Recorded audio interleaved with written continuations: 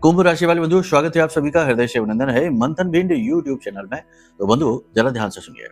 समय ने अब एक ऐसा मोड़ लिया है जब कि आपके सभी दुश्मनों की ईंट से ईंट बजने वाली है।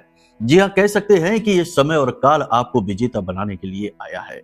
ग्रहों ने बहुत ही शुभ योग बनाए हैं, साथ ही साथ पॉजिटिव एनर्जी, दैवीय शक्ति, ऊर्जाओं ने भी निर्णय लिया है कि वे आपके जीवन में अब अच्छी घटनाओं के आगमन को लेकर आएंगे।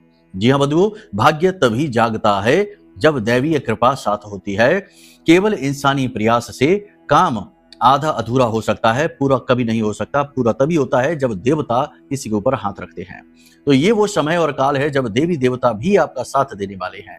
जी हाँ बंधुओं, ये समय काल बेहद महत्वपूर्ण है, बदलाव का समय है, पॉजिटिव एनर्जी का समय है। इस समय और काल पर सबसे महत्वपूर्ण होगा कि आप अपने शत्रुओं का, समस्त प्रकार के जो आपके अंदर विराजमान है, आपके बाहर है, आपके आसपास है, शत्रु कई प्रकार के होते हैं बंधुओं। केवल वही नहीं है कि जो आपके सामने आपको परेशान करने के लिए खड़ा है, आपके लिए साजिशें रच रहा है, वही आपका शत्रु है। शत्रु तो वही भी है जो आपके अंतर मन में बैठा है। आपका डर, आपकी शंकाएं, आपके मन के नकारात्मक विचार, वे भी आपके शत्रु हैं। तो किसी भी प्रकार के शत्रु हो, इस समय उनका नाश होने वाला है। फिलहाल हम बाहरी शत्रुओं की ही बात करेंगे। आपको हम बताएंगे एक ऐसा महाशक्तिशाली उपाय जो आपके बड़े से बड़े शत्रु, बड़ी से बड़ी बाधा को हटा देगा, तांत्रिक क्रिया को भी दूर कर देगा। कार्यक्रम बेहद महत्वपूर्ण है, किसी भी बात को अनदेखी मत करना। हर एक बात महत्वपूर्ण है, इन्हें हल्के में मत लेना। आपको हम बताएंगे 5 सटीक भविष्यवाणियां, इसी के साथ साथ होने वाली 2 बेहद शुभ, बहुत ही महत्वपूर्ण भविष्यवाणियां या घटनाएं जो आपके भाग्य को बदलने वाली घटनाएं होंगी। रोज नहीं होती ऐसी घटनाएं, कभी कभी ही होती है। ऐसी 2 घटनाओं के विषय में बताएंगे। इसी के साथ साथ हम आपको बताएंगे 2 महाशक्तिशाली उपाय, जिसमें कि एक उपाय इस समय और काल की ऊर्जाओं को आपके अनुकूल बनाएगा और दूसरा उपाय भयंकर से भयंकर शत्रु, तंत्र मंत्र, नकारात्मक ऊर्जा को आपके जीवन से एक ही प्रयास में दूर कर देगा। जी हाँ, इसलिए इस कार्यक्रम को पूरा देखना है आपको। इसीलिए इस कार्यक्रम की हर बात को अपने चित्त में, अपने मन में बिठा लेना है। जब आप इस कार्यक्रम को अंत तक देखेंगे तो यह बात निश्चित है कि आप 100% कुछ नया अद्भुत सीख कर जाएंगे और कुछ विशेष चीजें ऐसी जानेंगे जिनको करने से लोगों का भाग्य बदलता है। साथ ही साथ आपकी आध्यात्मिक उन्नति, आपकी चेतना को ऊपर उठाने के लिए कुछ जरूरी सूत्र भी हम आपको देने वाले हैं, जो कि हम देते ही हैं।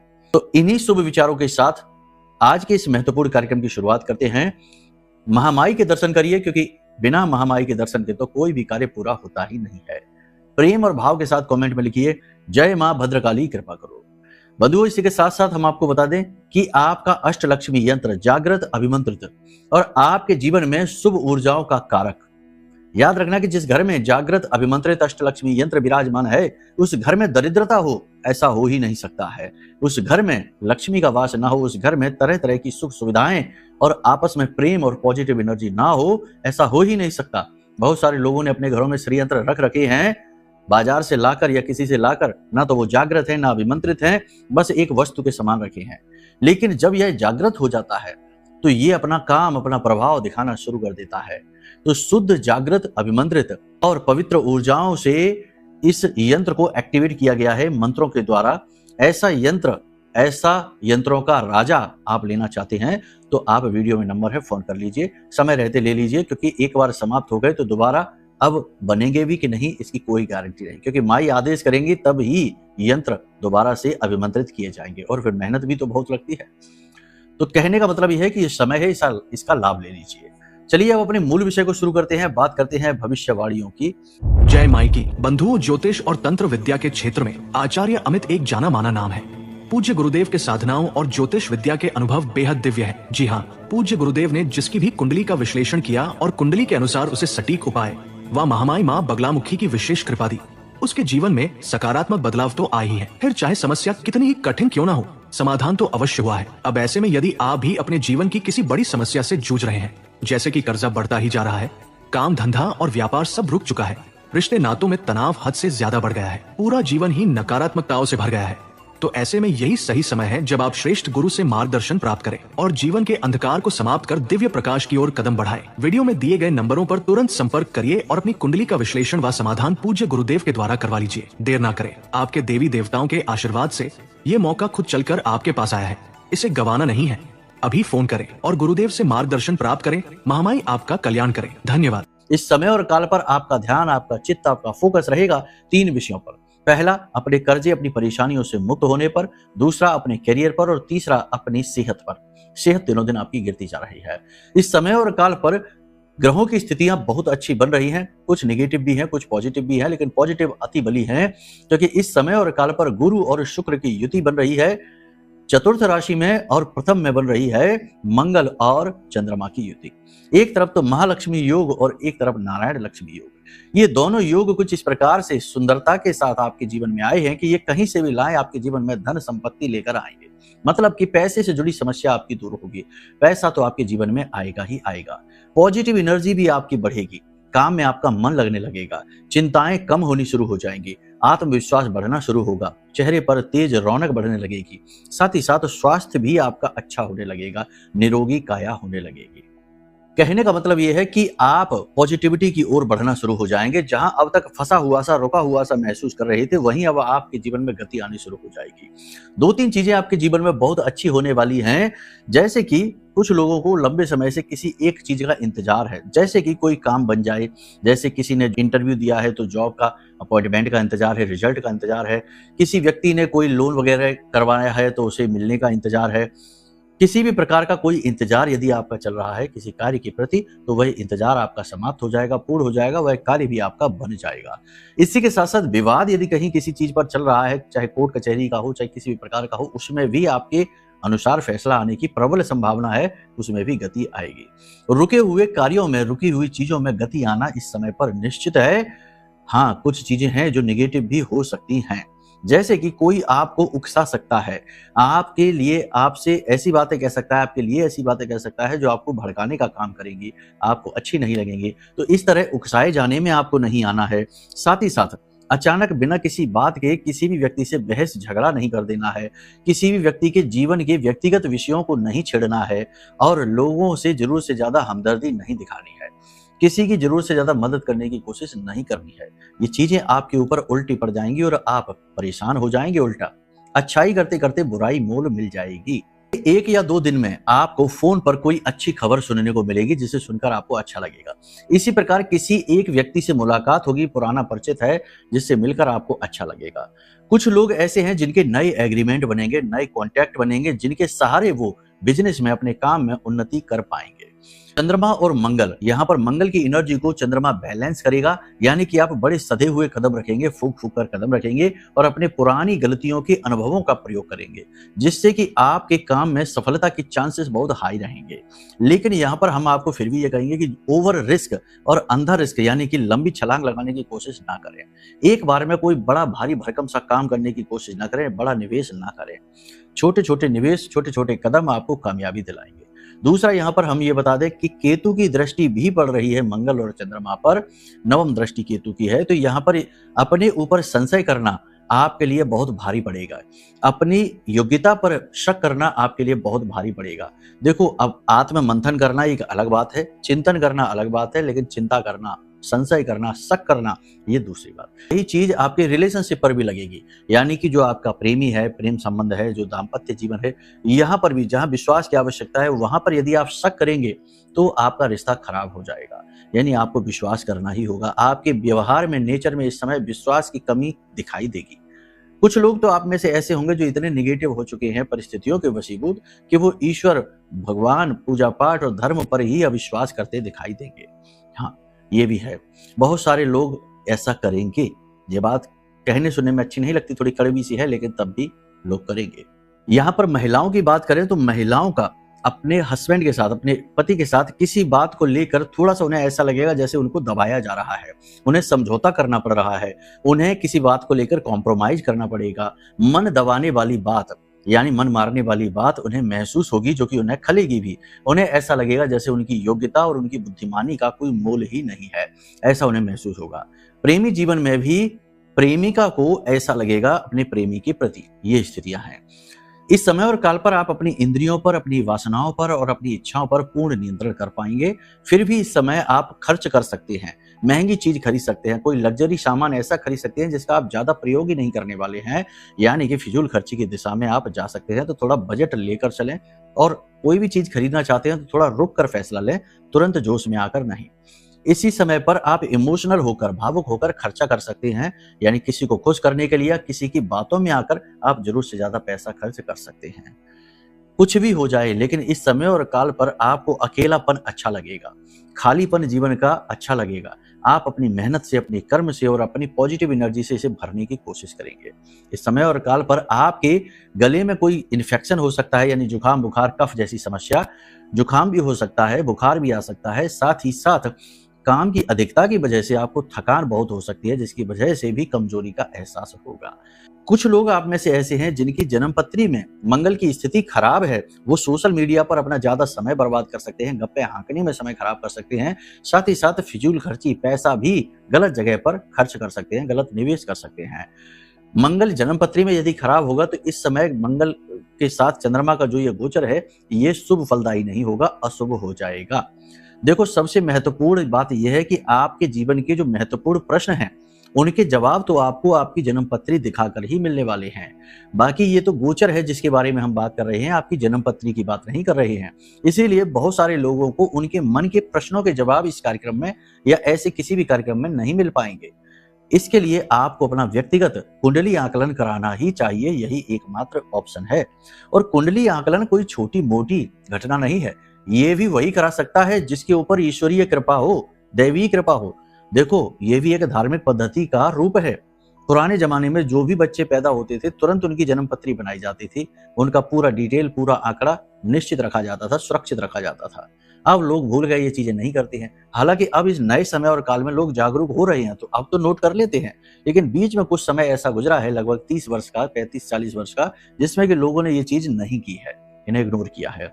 तो ये जो कुंडली आकलन की घटना है जो आप कराएंगे, ये भी आप तभी करा पाएंगे जब देवता आपका साथ दे रहे होंगे। नहीं तो दुर्बुद्धि मन में घर कर जाएगी और नेगेटिव विचार आ जाएंगे। कुछ नहीं होता, ये सब फालतू बातें हैं, इनसे कुछ नहीं होता है, सब कुछ कर्म से होता है, काम करेंगे तो कुछ होगा। ऐसे बहुत सारे लोग बोलते हैं, हमने देखा है कमेंट में। तो बहुत सारे लोग बोलते हैं, क्या आप भगवान हो, क्या आप किसी का भाग्य बना दोगे, सब कुछ कर्म करने से होता है, हम तो काम करते हैं, मेहनत करते हैं, उसी से होगा। बिल्कुल सही बात है आपकी, बिल्कुल आपके कर्म से ही आपका सब कुछ होगा। आपकी मेहनत ही रंग लेकर आएगी, ये बात निश्चित है। लेकिन मेहनत कहाँ करोगे, दिशा कहाँ है, किस डायरेक्शन में मेहनत करोगे। कभी कभी इंसान पूरी जिंदगी मेहनत करता है, तब भी उसे मिलता कुछ भी नहीं, हाथ भी खाली होती है, रिलेशनशिप में भी इज्जत नहीं होती। और हम तो बड़े बड़े उच्च अधिकारियों की, बड़े बड़े राजनीतिज्ञों की कुंडली भी कर चुके हैं आकलन, और उनकी भी कहानी यही है कि उन्होंने खूब जीवन में मेहनत की है, उपलब्धियां बड़ी बड़ी हासिल की हैं। लेकिन अंत समय, यानी कि जैसे जैसे उम्र ढल रही है, रिलेशनशिप एक एक करके दूर होते जा रहे हैं। उनके बच्चे ही उनसे बात नहीं करना चाहते हैं, पत्नी भी छोड़कर दूर रह रही हैं, और पैसा भी जो है वो सब वो लौटा चुके हैं अपने रिश्तों में, खाली हाथ हैं। तो अब ये जो स्थितियां हैं, ये क्यों बन रही हैं? या फिर बहुत सारे लोग ऐसे हैं जो कर तो सब कुछ रहे हैं, लेकिन रिजल्ट के टाइम पर सब कुछ खत्म हो जाता है, जैसे हवा निकल जाती है बलून में से, ऐसे सब गायब हो जाता है। तो कहने का मतलब यह है कि कर्म करना है, मेहनत करनी है, होगा उसी से। लेकिन कुंडली दिखाने से ये पता लगेगा कि कहां पर क्या नहीं करना है, क्योंकि कभी कभी कुछ करने से कुछ ना करना ज्यादा महत्वपूर्ण होता है। और कुंडली ये भी बताती है किस समय पर आपको पूरा जोर लगाना है, किस दिशा में लगाना है, क्या करना है, क्या नहीं। मतलब कहने का यह है कि ये एक कंप्लीट विषय है जो आपके बारे में बहुत कुछ बताता है। तो आप कराइए कुंडली आकलन, ये आपके लिए बहुत बड़ी घटना होगी। हमसे नहीं कराना, कहीं और कराना है, बिल्कुल कराइए, लेकिन वहां गारंटी नहीं है, क्योंकि कुंडली आकलन की आड़ में महंगे महंगे रत्न बेच देना, बड़ी बड़ी पूजाएं करा देना, उल्टे सीधे दोष बताकर ठग लेना, ये चीजें चलती हैं। यहाँ पर ये सब नहीं होता, क्योंकि यहाँ पर महामाई माँ बगलामुखी की कृपा है और हम उनकी सरल स्थली में बैठकर ये कार्य करते हैं। तो कम से कम सत्यता तो बनाकर रखी ही है, और यही हम कर सकते हैं। तो आप करा सकते हैं, आपका उद्धार होगा माई की कृपा से, हमसे नहीं। हम तो कुछ भी नहीं है, हम तो बहुत ही तुच्छ है, माँ करेंगी उद्धार।